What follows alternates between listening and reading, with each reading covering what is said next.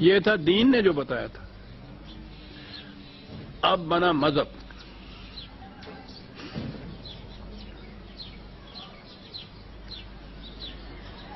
اب مذہب میں کیا ہوا؟ پہلی بات تو انفاق کا جو. اب آ جائیے آپ کے یہاں کے ترجموں کی طرف. یہ سارے تراجم اور تفسیریں آپ کی جتنی بھی ہیں یہ مذہب اسلام کی دین کی نہیں ہے.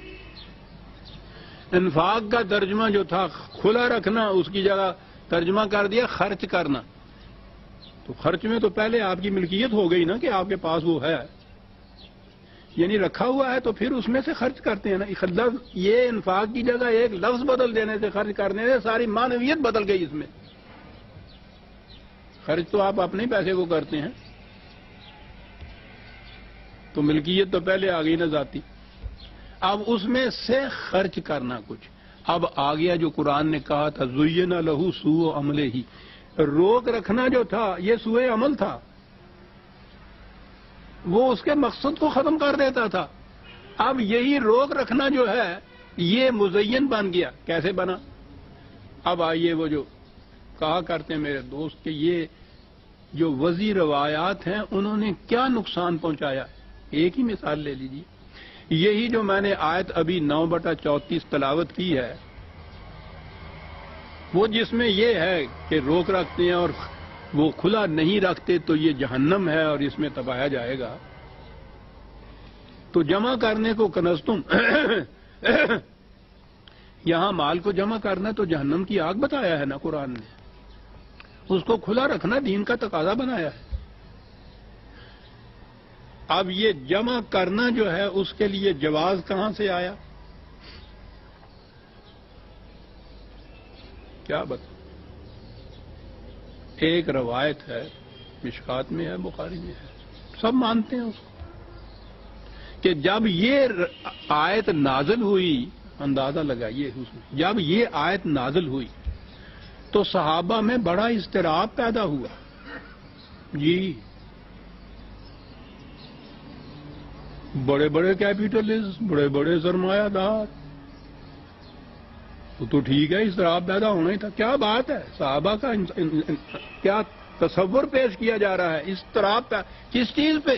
خدا کی طرف سے آیت نازل ہو رہی ہے. اضطراب پیدا ہوا کہ ہاں مال اور دولت کا جمع کرنا اس کی روح سے تو وہ جہنم ہو گیا ہے، مارے گئے، تباہی آ گئی، ارے بچاؤ. اپنے میں سے ایک نمائندہ مقرر کیا کہ رسول اللہ کے پاس جاؤ صلی اللہ علیہ وسلم اور ان سے کہو کہ آپ کے صحابہ پہ تو یہ بڑا گراں گزرا ہے. خدا کی آیت حکم صحابہ پہ گراں گزرا ہے. بیٹھ کے آپس میں کہتے ہیں کہ رسول اللہ کے پاس جاؤ، وہاں جا کے بتاؤ. یعنی جیسے رسول اللہ نے کوئی بات ایسا آرڈیننس نافذ کر دی ہے اور ان سے کہو کہ اس کا ریئیکشن یہ ہو رہا ہے. وہ تو رسول اللہ خود اس حکم کی اطاعت کے لیے مامور تھے. ان کے پاس جاؤ کہ کیا غضب ہو گیا. یہ روایت ہے. اور کسے چنا اس مقصد کے لیے؟ حضرت عمر کو، جن کی کیفیت یہ بتاتے ہیں کہ وہ گیہوں کی روٹی نہیں کھاتے تھے، جو کی روٹی کھاتے تھے. جب کہا گیا کہ کیوں نہیں گیہوں کی روٹی کھاتے، کہنے لگے کہ مملکت میں جس دن ہر فرد کو گیہوں کی روٹی ملے گی عمر اس دن گیہوں کی روٹی کھائے گا. اسے چنا گیا ان سرمایہ داروں کے ریپرزینٹیٹو کی حیثیت سے کہ حضور رسول اللہ کے پاس جا کے ہمارا کیس پلیڈ کریں اور کہیں کہ اس میں سے کوئی راستہ بتائیے، ہم تو مارے گئے، معاذ اللہ معاذ اللہ. اور وہ بھی چلے گئے. عمر جیسا شخص.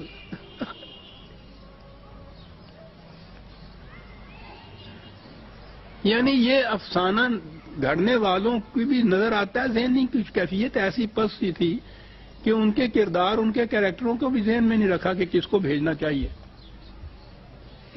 انہوں نے کہا ہوا نا کہ حضرت عثمان غنی تھے، ان کے پاس بہت دولت تھی، اگر انہیں بھیجتے تو کوئی بات سمجھ میں فٹ ان ہو جاتی اس افسانے کے اندر. یہ کیریکٹر، وہ حضرت عمر کا کیریکٹر فٹ ان ہی نہیں ہوتا. ان کو بھیجا، لیکن وہ بھیجا اس لیے کہ وہ عجیب قسم کا ایک کردار بنایا ہوا ہے انہوں نے حضرت عمر کا، کہ بات کے اوپر وہ ڈانٹتے ہیں، معاذ اللہ معاذ اللہ. اور جب وہ ڈانٹتے ہیں تو خدا کی طرف سے اس کے مطابق وہی نازل ہو جاتی ہے، جیسے عمر کہتا ہے معاذ اللہ. عزیزان من کیا سنتے ہیں آپ کے ہمارے ساتھ کیا ہوا ہے؟ بہرحال وہ چلے گئے. حضور سے کہا کہ بڑا اسراف کہنے لگے ہوا بات ہی نہیں سمجھ میں آئی ان لوگوں کے. ارے بابا خدا نے زکوٰۃ کا جو حکم ساتھ دے دیا بس اس میں سے جتنا جی چاہے جمع کرو، کوئی حد نہیں، کوئی نہایت نہیں، اور اس میں سے سال کے بعد اتنی سے پیسے جو ہے وہ خرچ کر دیا کرو. وہ آ گیا نا انفاق کا ترجمہ، اتنے سے دے دیا کرو خدا کی راہ میں. خدا کی راہ میں ہو گیا. اب اس میں سے زکوٰۃ نکال دو تو باقی سارا مال کہتے ہیں پاکیزہ ہو گیا تھا. اور جب یہ چیز لکھا ہے کہ جب یہ چیز حضرت عمر نے آ کے بتائی تو انہوں نے نعرہ تکبیر بلند کیا. ہاں قلعہ فتح ہو گیا، یعنی سارا نظام سرمایہ داری بچ گیا صاحب. تو نعرہ تو بلند کرنا ہی. میرا خیال ہے انہوں نے مٹھائی بھی بانٹی ہوگی، چراغا بھی کیا ہوگا معاذ اللہ. اب آپ نے دیکھا یہ تصور زکوٰۃ کا کہاں سے آیا؟ یعنی جتنا جی چاہے جمع کرو، اس چیز کو جائز قرار دینے کے لیے بیچ میں سے اتنا سا نکالا تو وہ سارا نظام سارا الٹ گیا. اور اس سے مطمئن ہو گئے. اب آپ نے سوچا کہ یہ جو قرآن نے کہا تھا کمن زین لہو سوء عملہ، غلط کام جن کو نہایت مزین بن کے دکھائی دے، ہے نا 1000 برس سے اس میں ہم چلے آ رہے. زکوٰۃ نہ نکالنے والے کو تو کچھ مضمون سمجھا جاتا ہے، کچھ نفرت کی نگاہ سے دیکھتے ہیں یہ مذہب والے. وہ جو اس میں سے زکوٰۃ نکال دیتا ہے نا، وہ کتنے بڑا سیٹ کیوں نہ بن گیا ہوا ہو، فارغ کے ذہن میں ہوتا ہے کہ صاحب اپنے مال میں سے زکوٰۃ نکال دیتا ہے. کس قدر مزین ہو گیا یہ عمل. وہ کیپٹلزم جسے مٹانے کو قرآن آیا ہے، جسے وہ جہنم کی آگ کہہ رہا ہے، وہ جنت کا گلزار بن گیا اس ایک روایت کی روح سے. سوء عمل مزین بن گیا. مطمئن ہے زکوٰۃ دے دینے والا، خوش ہے زکوٰۃ دے دینے والا. دو ہی تو چیزیں ہیں آپ کے ہاں، زکوٰۃ اور نماز. قرآن نے اکٹھا ہی تو بیان کیا ہوا ہے. سنیے سورہ ماعون 107. یہ تو صورت ایسی ہے کہ پوری کی پوری تفسیر کے قابل. لیکن آپ کو پتا ہے ارایت الذی یکذب بالدین، تم نے اس شخص کی حالت پہ بھی غور کیا جو دین سے انکار کرتا نہیں کہا، اقرار تو کرتا ہے، اپنے عمل سے جھٹلاتا ہے اس کو. کیا بات ہے لفظ کی. کون ہے یہ؟ فذلک الذی یدعو الیتیم ولا یحض علی طعام المسکین. یہ وہ شخص ہے کہ جو شخص معاشرے میں تنہا رہ جاتا ہے اس کو دھکے دیتا ہے، جس کا چلتا ہوا کاروبار بند ہو جاتا ہے اس کی روٹی کا انتظام نہیں کرتا، دین کی تکذیب یہ کرتا ہے. پھر اپنے آپ کو فریب کیا دے لیتا ہے، نمازیں بڑی پڑھتا ہے. فویل للمصلین الذین هم عن صلاتهم ساہون. تباہی ہے ان نمازیوں کے لیے، بے نماز کے لیے تو یہاں بات ہی نہیں کہی.